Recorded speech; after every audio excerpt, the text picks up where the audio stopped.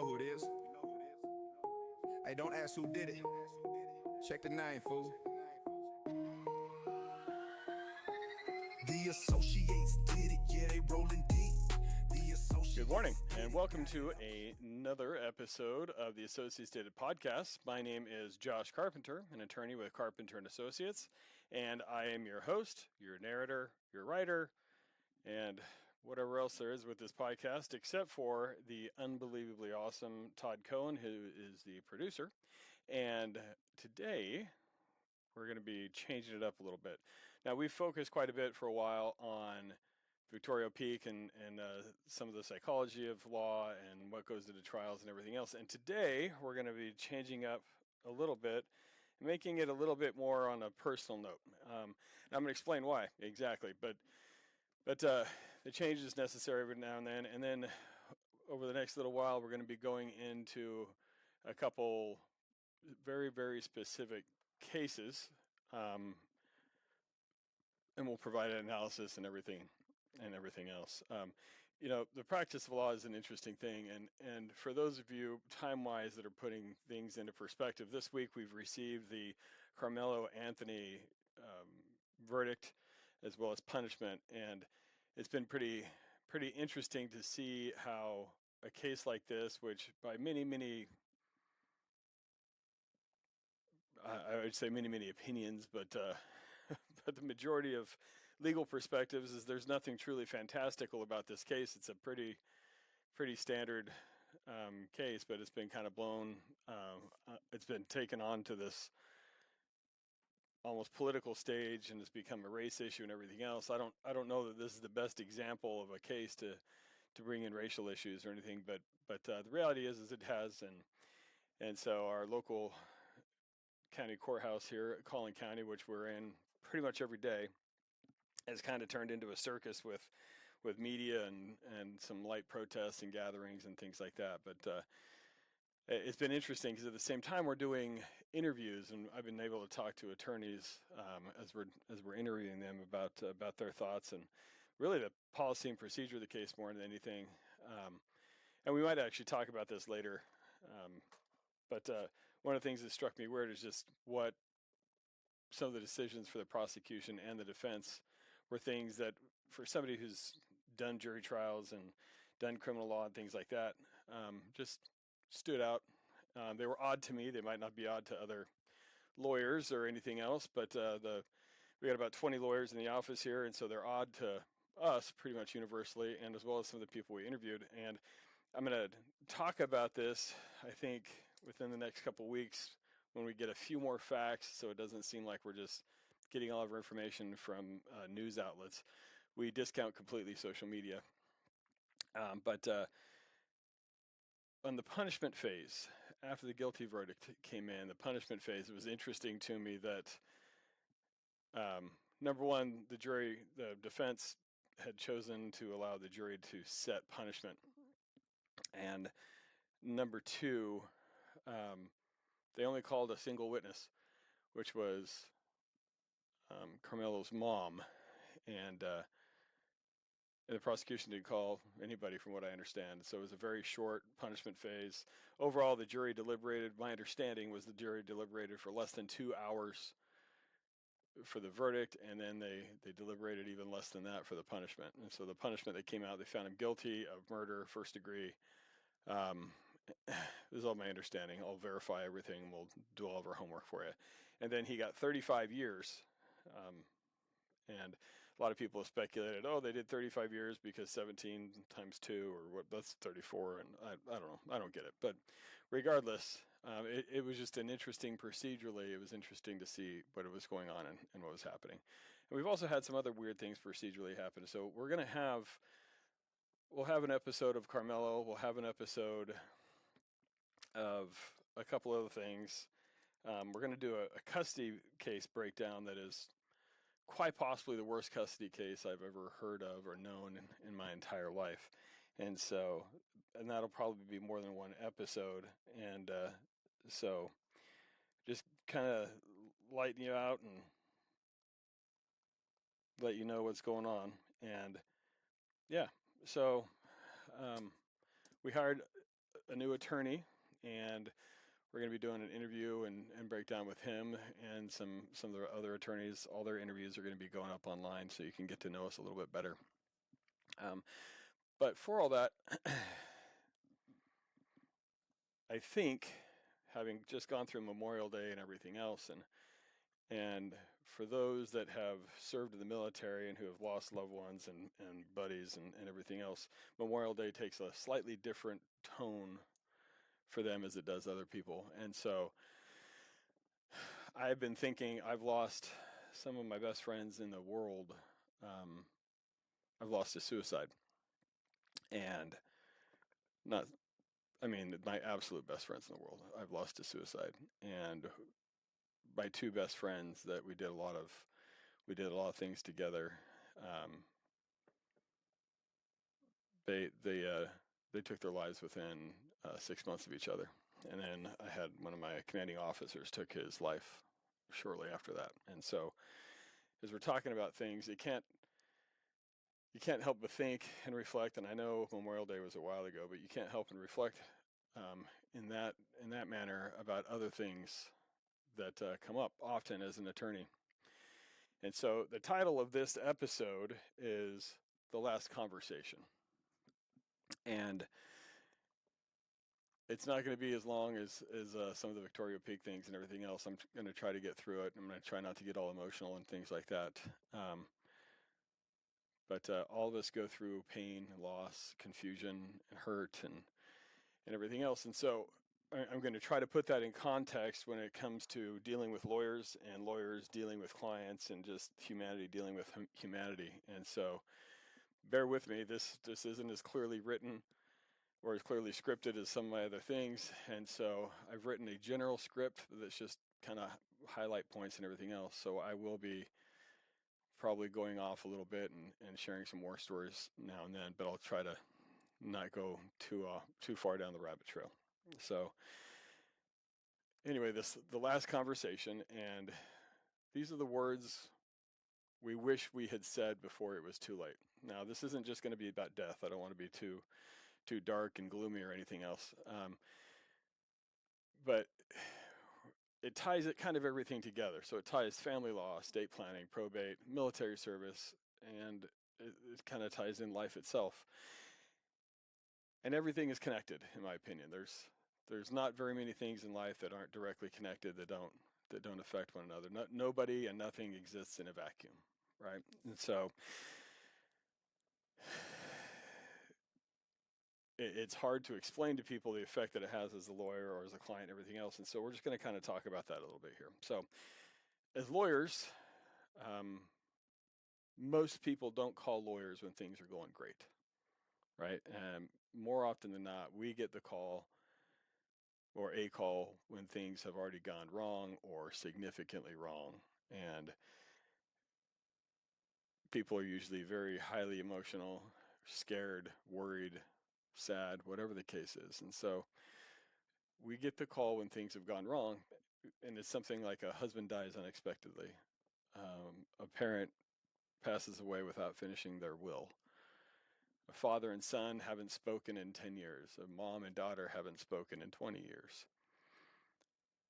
A veteran carries something on his shoulders or on his back that he never told his family. A couple waits far too long to say they're sorry and to work through their problems. And over again, as lawyers, we sit at a conference table or we sit at our desk, we look across and we look in the eyes of this other person, and we hear far too often the line, "I wish I had had one more conversation." So most lawyers will have a list, at least in their brain, in their memory, of the calls that we can never forget. And like I said, we have the phone calls of the spouse who dies without a will, the stay-at-home wife whose husband's passed away, he handled everything. And she has no idea where anything is or what's going on, doesn't even know if there's a will, doesn't know about life insurance, doesn't know anything.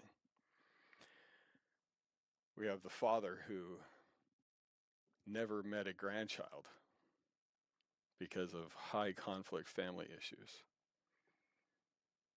We have a son fighting over a probate estate where he was alienated from the family, and all he really ever wanted was closure instead of worrying about things and property.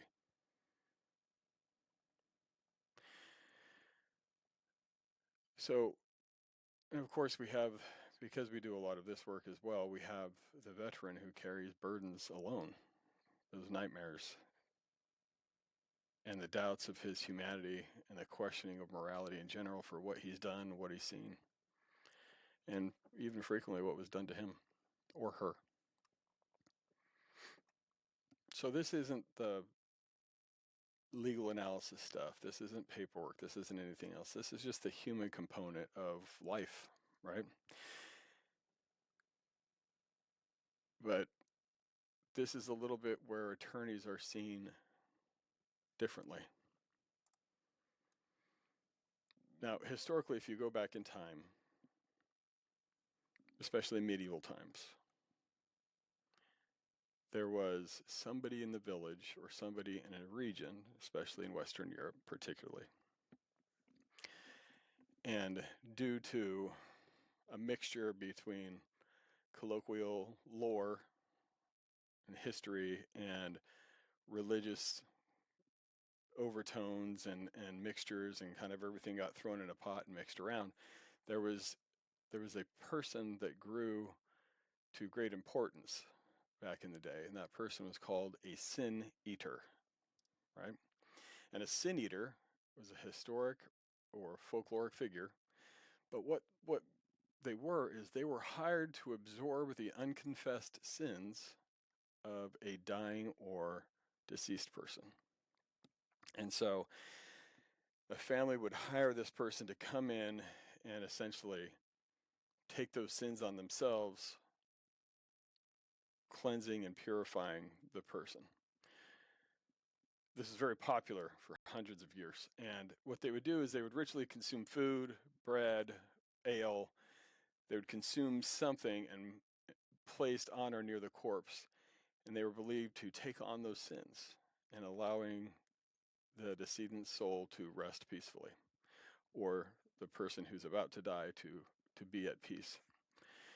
And a lot of people are like, oh, what about last rites and everything else? Like, look, this is just part of a cultural practice that existed for a while. So I'm not saying it fits or does not fit in with any particular religion. But the process they would go through would be following or immediately prior to death, the family would prepare a meal. And often a crust of bread and a small amount of ale or milk would be placed on the chest of the person about to die or the person who has died. And this would allow it to act as a conduit to absorb those lingering and unconfessed sins. The sin eater then would sit on a stool facing a door and consume the food. And they would speak a ritual phrase to formally assume the burden and take on those sins upon themselves. And that phrase would be something like, I give easement and rest now to thee, dear man or woman, and for thy peace I exchange my place with yours and pawn my own soul. Kind of dark stuff, I know.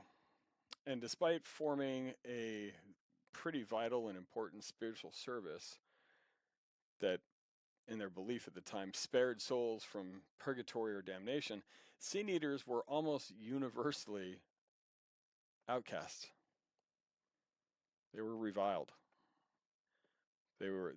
People feared them. Villagers frequently viewed them as contaminated or dirty or unclean, and they would avoid eye contact, or they would chase them away from a home with even sticks after the ritual was done.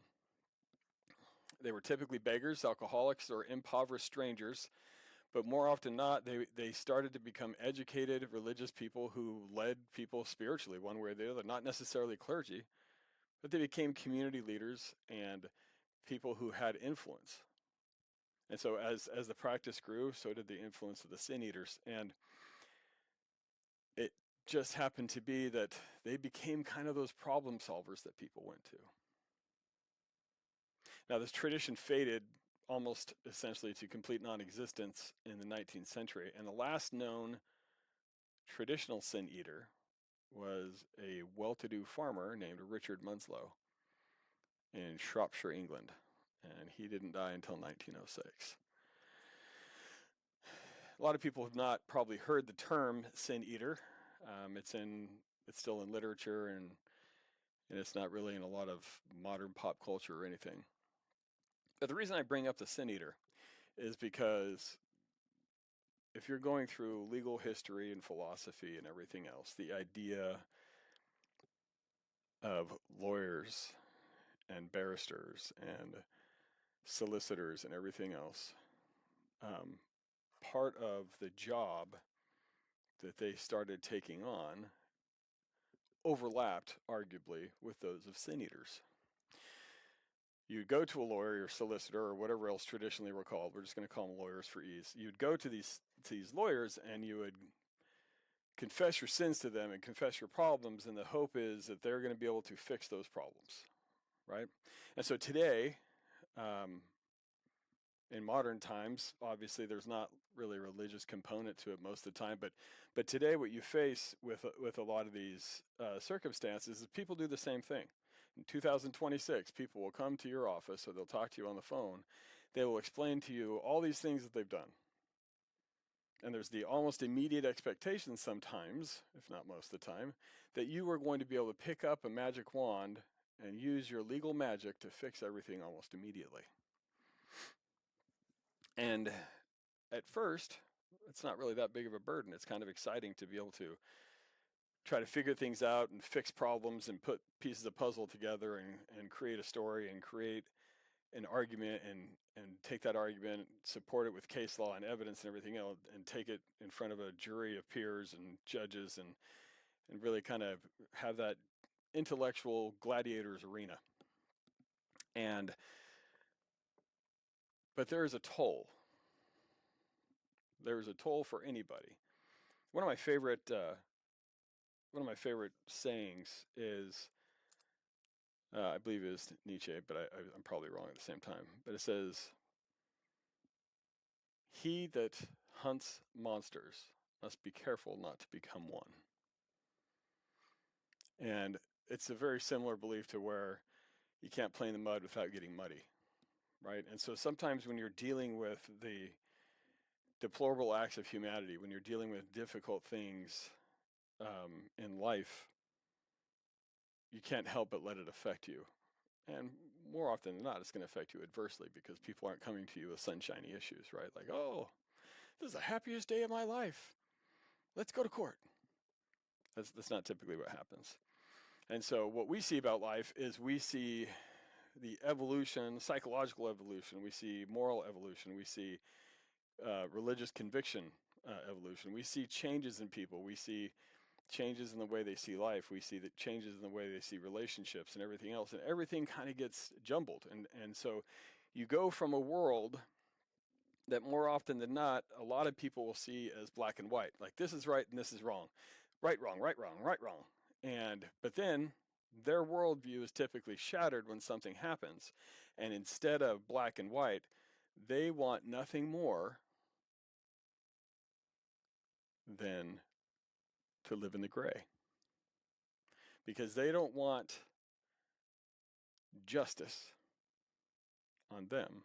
They want mercy. So all of a sudden, they don't want the black and white. They don't want the crime and punishment. They don't want the strict laws and strict anything else. They want, hey, I've been a good person. I just made a mistake, so give me mercy. Apply the mercy to me. And so it is very frequent that the people who pursue hardline justice the most are the people who tend to be the least merciful. And then those same people are the first ones to cry for mercy when hardline justice comes after them. And so you see all these things happen to people. You see what crime does to people, what addiction does to people, what money does to people, what coveting these things and going after these things and the lifelong pursuit of crime or whatever the case is, what it does to people. And it can change your view on your family. It can change your view on life. It can change your view on God. It can change your view on a lot of things. And because of that, there are always going to be those cases where your view of your family unit changes. There are going to be cases where the attorneys won't be able to just even understand how people can get to that point, or how the attorneys at that point, or whatever. There's just going to be those cases that they basically have to call somebody to make sure that they're okay. I wrote down a question, what case for a younger lawyer, I've written this question in the past, where what case made you call your parents afterwards? Then you have the other cases that make you just sit back and think, what in the world are we doing? And then you have those cases that make you update your will and say, oh, I can't leave my family in that situation. Like, I've got to make sure everything's taken care of. And then there are the other cases that make you realize money's really not the issue that we're actually dealing with. It's just kind of a symptom. And conversations like this are tough because most people don't want to think about life in these manners. And even more, because lawyers tend to be those sin eaters, they don't want to think about the effect of these cases and how they affect lawyers in general. Because what a lot of people don't know is lawyers have treatment programs for lawyers. In Texas, for example, we have it's called TLAP, and it's basically a mental help program for lawyers. And so if you see another lawyer struggling, you can call this program, and they'll reach out to that lawyer, and they'll offer counseling and help, and they'll offer them help in their practice and everything else. And it's because sometimes the truth of what we deal with is overwhelming. So I got a letter on a case, and I'm just going to read it briefly. And you can kind of think about the tone of this and what it would mean to you. So the background is there was a custody case with grandparents involved, and it blew up the family. And nobody talked to each other for years and years and years. And so the letter says this very simply. It says, Dad, we've spent years arguing about things that neither of us can even possibly remember. I wish we had that time back. I wish we had spent that time fishing. I wish we had spent that time hunting. I wish we had spent that time simply getting to know each other better and being around each other. I wish I knew you for who you really were. I wish I'd asked more questions. I wish I'd listened more. I wish you knew who I was and what my heart really is. I wish I could tell you that I was proud to be your son.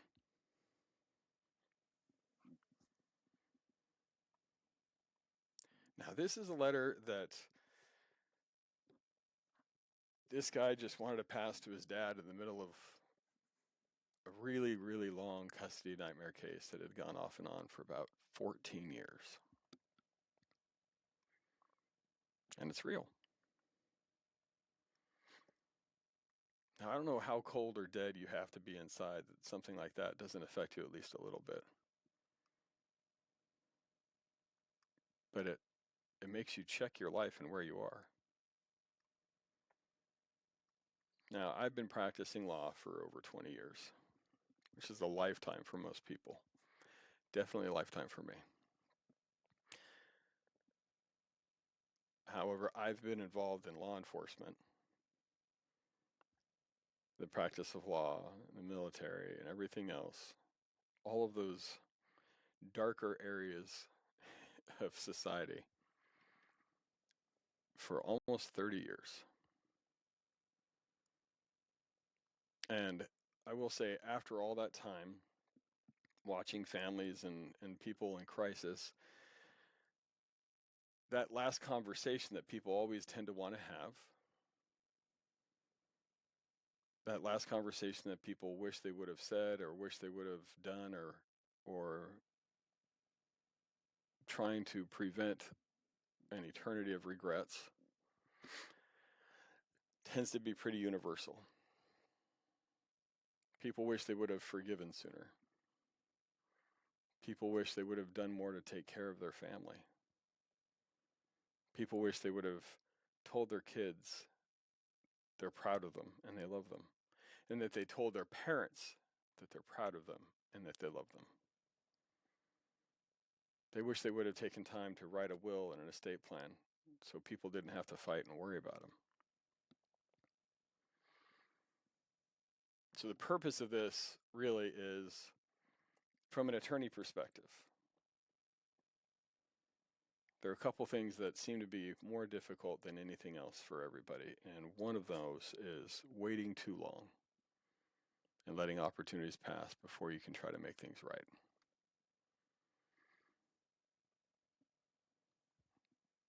I'm not even saying that's always going to be easy, right? But I can promise you, watching somebody execute a will when they haven't talked to their own children in 20, 30, 40 years, and watching the tears, the bitter tears of regret that fall from their face as they're signing paperwork and they're telling you, I don't even know if they're going to want to take anything I have for them.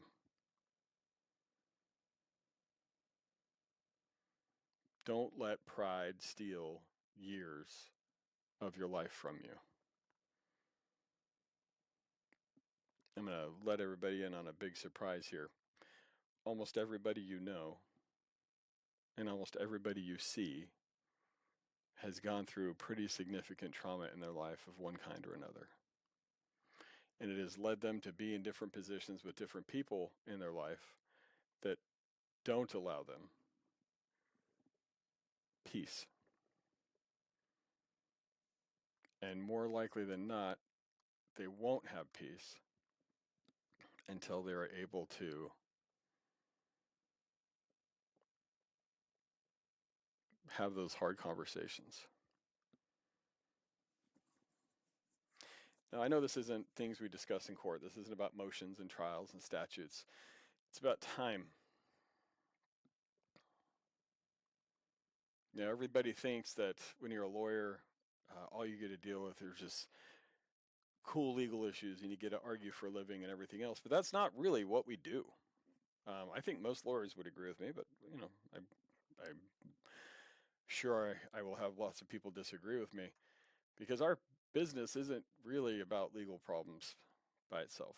It just isn't. It's about humanity. It's about human problems. It's about what we do to each other and how we get along and how we fix those problems.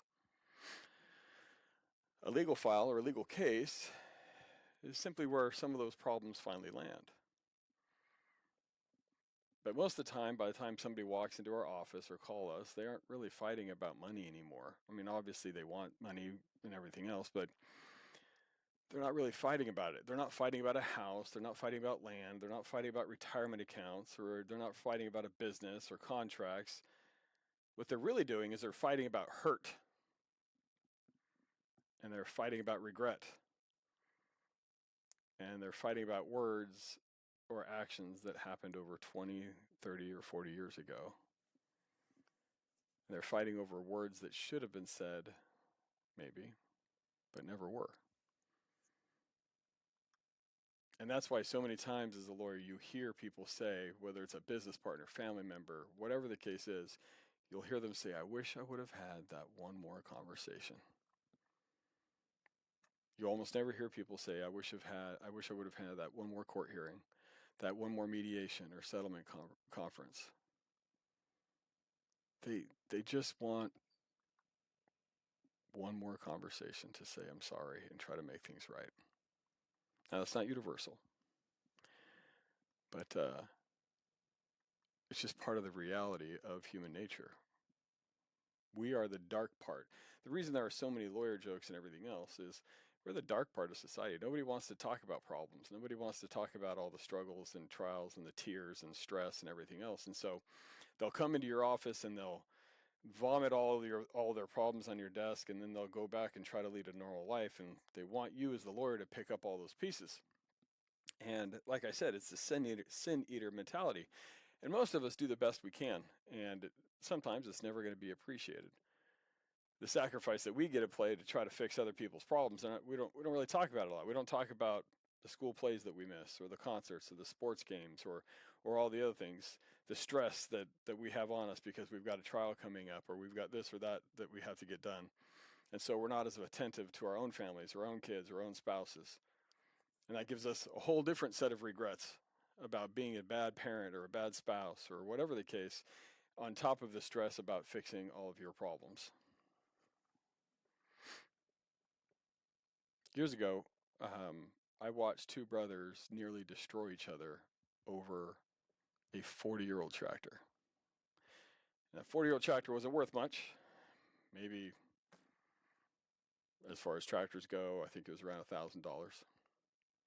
But they spent tens of thousands of dollars fighting over it because they were fighting over the principle. And the deeper we went into the case and the deeper we dug, the more obvious it became that they weren't fighting over a tractor. They're fighting over their father. One brother felt loved and the other brother felt ignored. Kind of the classic prodigal son case. One felt like the good son, and one felt like he was the left out, abandoned son. One had spent time on the farm and had farmed with the father, and the other had moved away. And when Dad died, all the pain for the relationship and the lack of relationship and the jealousy and everything else, all the pain surfaced. And it became very clear that while they were fighting over this tractor, the tractor was literally never the issue. The issue is 30 plus years of complete unresolved pain and hurt. And many people would say, well, how often do you guys actually deal with that? That's what we do. And how often are we arguing about today's issue when we're actually angry and frustrated and bitter about something that happened years and years ago? Every day. So I want everybody listening, if you can, I want you to think about one person. Just one person. Just think, first person that comes to your mind that you carry very heavy emotional ties to, good or bad. And as I say this, as I tell you to think about that one person, most of you are going to have somebody that pops immediately to your mind, and you know what I'm talking about. It's that person you keep meaning to call. It's the person you haven't spoken to in months. It's the person that you love dearly, but you haven't spoken in a long time, maybe years even. And that person may be your father, it may be your mother, it may be a brother, maybe a friend, it may be somebody that you served with. Maybe it's somebody that you promised that you'd reconnect with. And here's the uncomfortable truth of what lawyers get to deal with. Almost every day that we deal with people always think there's more time. Everybody thinks there's more time than there ever actually is.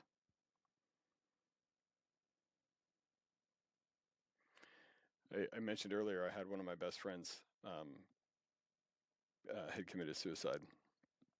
And he passed away on Sunday. And I spoke with him on Saturday. And we had a great conversation. He was happy. He was upbeat. But he had been a special forces operator for years and years and years. He'd just seen and done really ugly things. And then from that venue, he went into a joint task force dealing with human trafficking and drug interdiction, which he ended up seeing even worse things than he had ever imagined seeing before. And it's hard. It's hard seeing things like that. It's hard dealing things with that because the human brain, I don't think, is made to see some of the horrors that you see.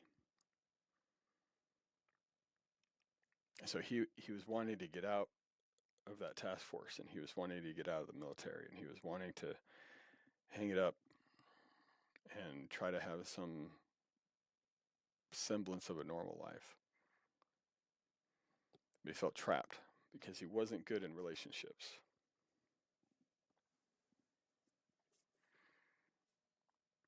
And because of his position in the task force, they were dragging their feet about letting him out, and he really genuinely felt like he just wasn't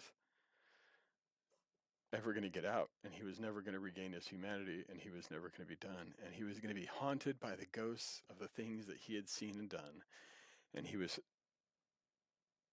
scared that he was never going to get out.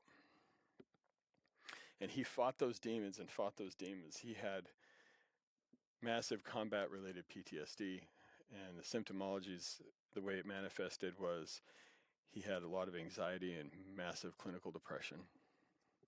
And he also had hypervigilance, which is a type of paranoia, I guess would be the easiest way to describe it.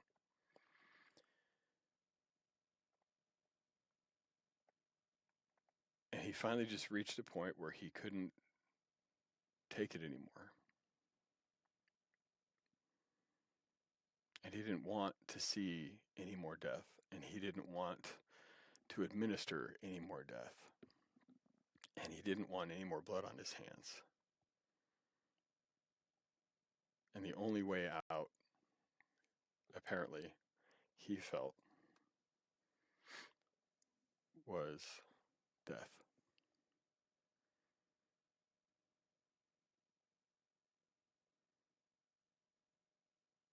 He was my best friend.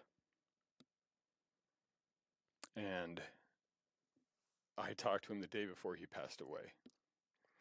And I had no idea how dark of a place he was in. He and I had talked about it. We had another dear friend of ours. We talked about these things. We had other friends that passed away and died. We'd had many friends die in combat. We had all sorts of things that we talked about and just made sure that the three of us were okay.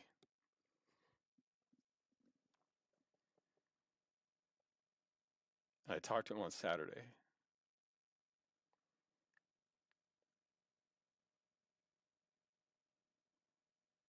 And on Sunday, he was gone. And from a personal standpoint, I wish every day that I could have one more conversation with him, because I feel like I could have saved him.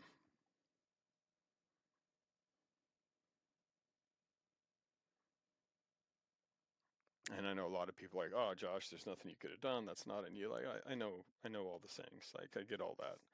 I know it wasn't my fault. I know it was just a beautiful broken man dealing with the demons the best way he could. And he was tired. He was tired of the fight.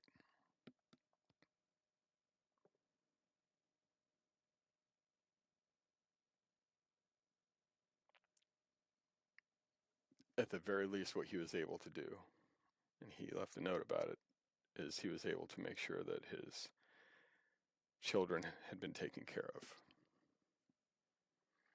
They didn't have to worry about money. They didn't have to worry about funeral expenses. They didn't have to worry about life insurance. He had taken care of all of it, even though he wasn't married anymore, and even though his position and what he did made a relationship with his family tough sometimes, and he missed a lot of time with his kids.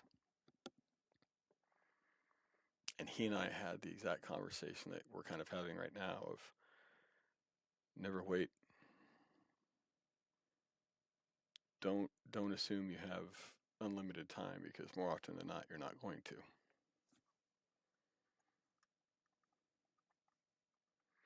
Now, that's a personal story.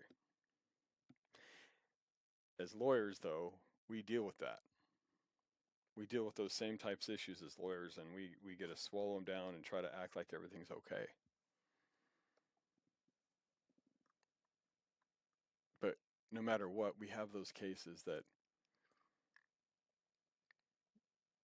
change how we see fathers. They change how we see mothers. They change how we see marriage. They change how we see business. They change how we see work. change how we see partnerships.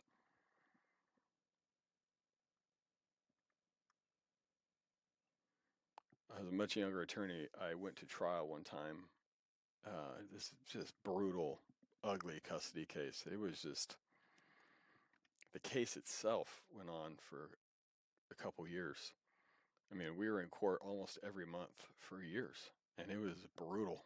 Just ugly allegations of sex abuse and physical abuse, and by both sides.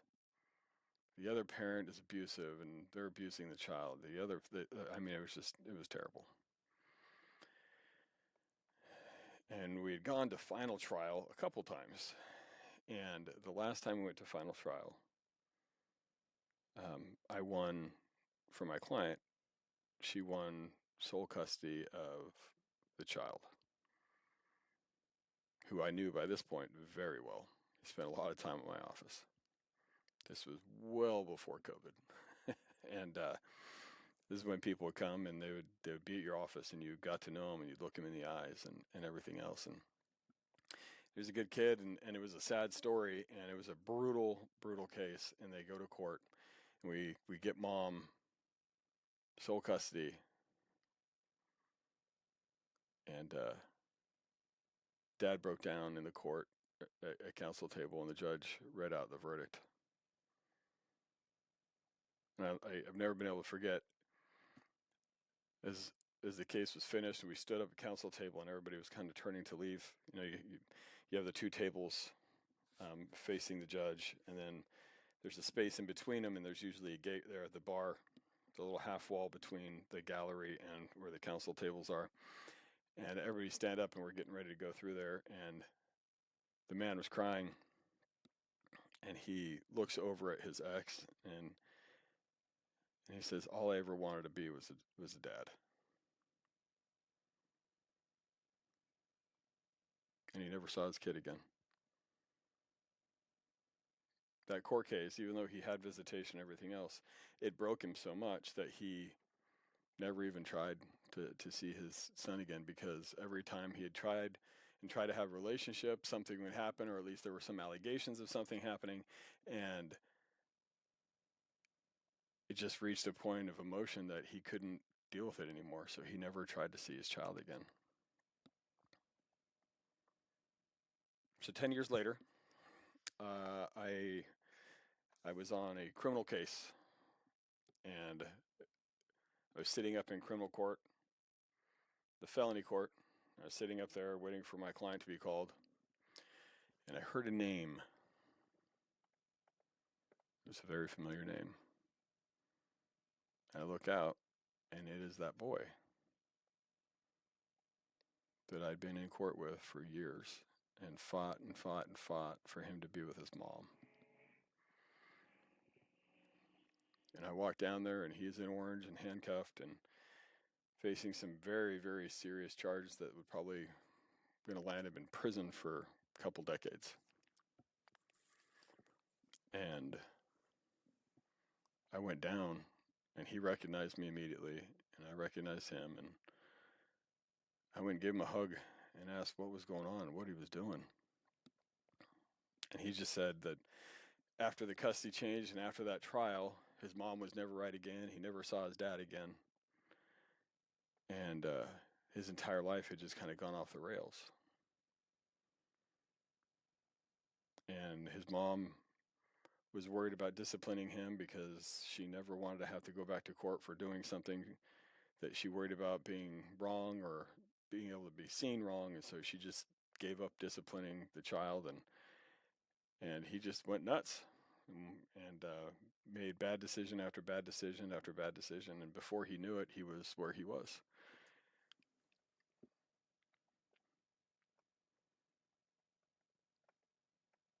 And I remember the years fighting. I remember the hundreds of thousands of dollars spent by both sides in attorney's fees. And then I remember looking at this kid in the face. And he had tears in his eyes. And he had not even spoken to his mom at that point in almost 2 years. He had nobody left in the world.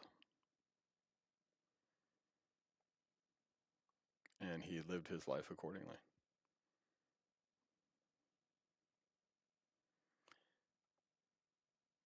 If we could rewound the clock, maybe given both sides one last conversation, maybe things would have been different. But I will never forget that. And what that boy told me, or I guess he was a man by the time he told me that, right? But I've thought about that a lot.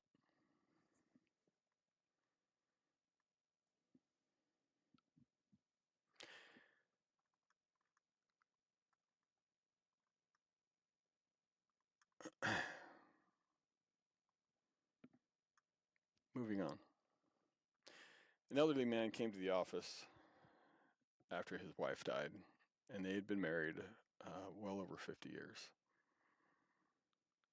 And I was just in a conference room. I wasn't doing the interview, but the attorney that I was with, and I was kind of supervising, the attorney asked, "What do you miss most?" And when you talk about that, trying to keep things a little bit lighter, you expect to hear, "Oh, we love traveling," or "We love the holidays," or the big milestones and the kids and the grandkids. And his answer was very simple. He says, "A lot of people think it's silly." He's like, "But I just miss sitting across the table, drinking coffee with her every morning. We didn't need to talk. We didn't need to say anything, but we would just look at each other, smile, watch the sunrise. And I would give anything in the world just to have one more day like that."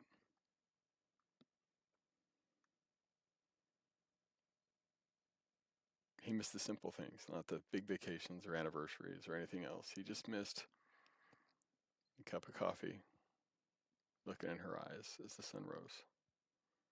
Thousands of ordinary mornings.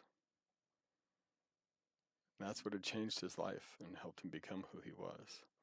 And that's all that mattered to him at that point. That's why life is very strange sometimes, and it's strange that way because the moments that seem so insignificant while we're living them, more often than not, become the moments we treasure the very most. Those small habits, those small traditions.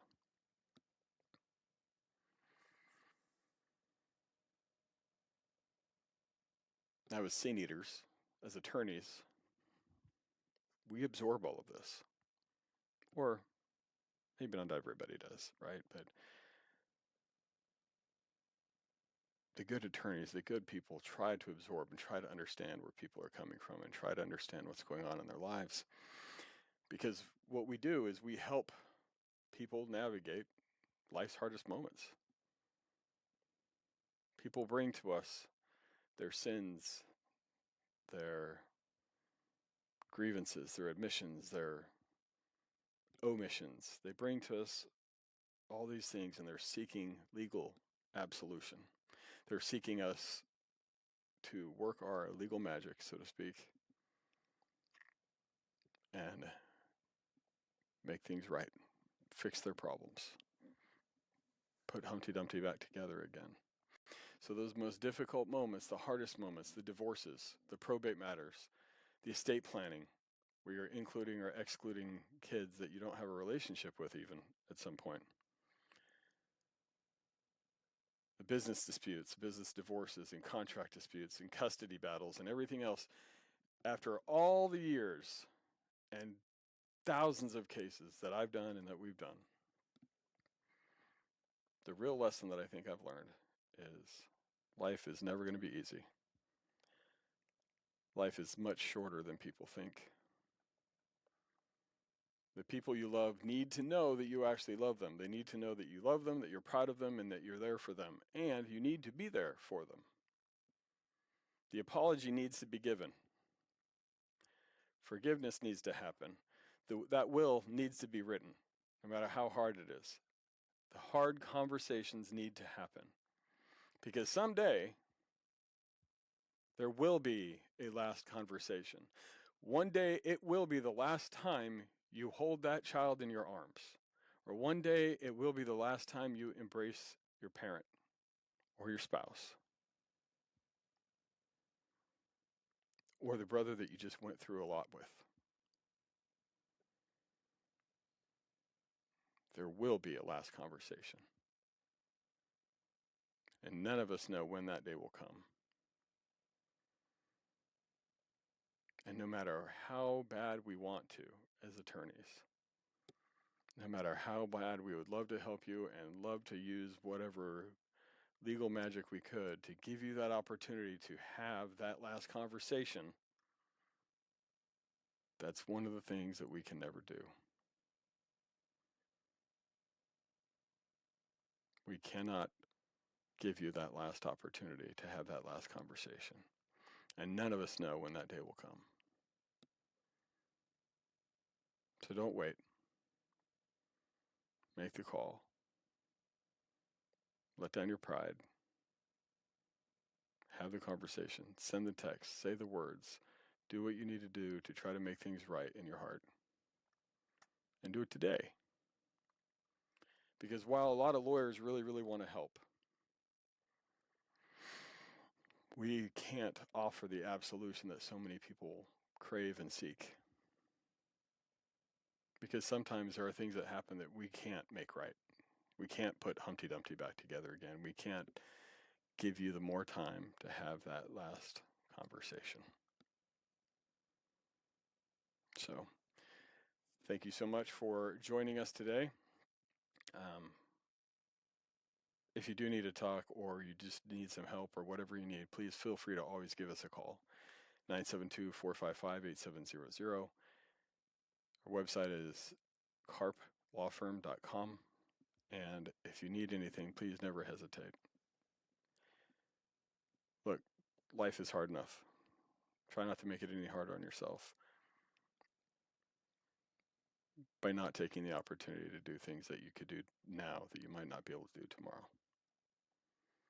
And with those endeavors, I wish you the best of luck. And if you need anything from us, please call us. We're happy to help out. And